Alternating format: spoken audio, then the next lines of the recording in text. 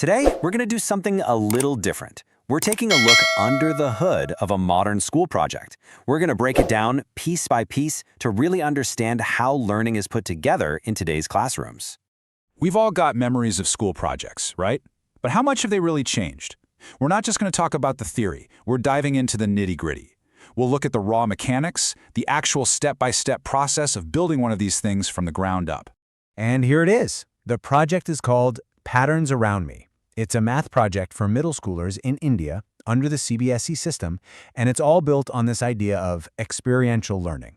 So what does that actually mean when you have to get it done? Okay, so every good project needs a blueprint, a plan. Let's take a look at the core philosophy here, the ideas that shape every single thing a student is going to do. Now, these terms might seem like a bit of jargon, but they're basically the project's DNA. Competency-based just means the focus is on what a student can actually do, not just what they can memorize. Experiential learning is all about getting your hands dirty, connecting ideas to the real world. And art integrated, well, that encourages students to use creativity like drawing as a way to understand and explain things. Now, this is a really key point. The project is strictly focused on observation. The student's main job is to document what they see, what patterns they can find, what they can draw, and what they can describe. The project itself is all about the tangible act of discovery, and that's the path we're going to follow too. So, with that blueprint in mind, let's decode the heart of the project: patterns. At its core, the project challenges students to become little mathematical detectives in their own lives. They're told to look around their home, their neighborhood, and find those hidden rhythms and repeating shapes in everyday stuff. You know, like the perfect hexagons in a honeycomb, the veins on a leaf, or even the tiles on the floor. And their toolkit for this is pretty diverse. It's this whole cycle of hands-on work. They might do a small activity, then go out and find real-world examples of it, jot down detailed observations, and then finally create their own drawings to capture what they found. So you're a student with this big idea: find patterns everywhere. How do you actually turn that into a finished project that you can hand in? Let's break down the active part of this, the investigation, to see how it all clicks together. And this brings us to where the rubber meets the road, the student's investigation. This is where the real work happens. The whole process really boils down to 4 key actions. It starts with collecting some initial info. Then comes the most important part, actually observing their surroundings. After they find some patterns, they have to classify and compare them. And the final step is to document everything, bringing it to life by drawing and labeling it all. So you can see it. This isn't about passively reading a textbook. It's a really dynamic cycle of discovering things, documenting them, and then creating something new. The student is actively building a personal record of the math in their own environment.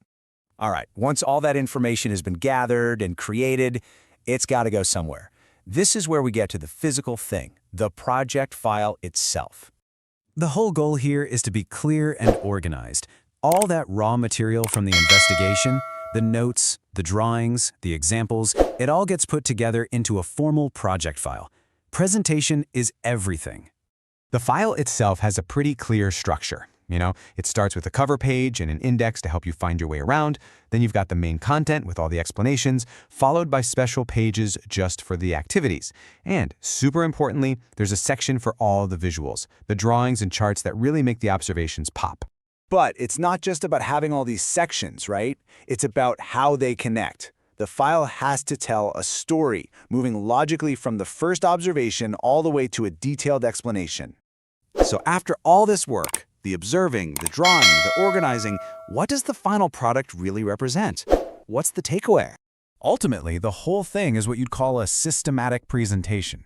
It's a carefully organized showcase that uses every tool the student has: art, hands-on activities, real examples, and good explanations to really explore that central theme. So in the end, that project file is so much more than just a folder of papers. It's a testament to a whole process. It's a physical showcase of what the students saw, how they organized their thoughts, and what they were able to demonstrate about all the hidden mathematical patterns that are all around us. And that leaves us with a final thought. After breaking down how a student is taught to see the world like this, what patterns are you going to start noticing in your own surroundings today?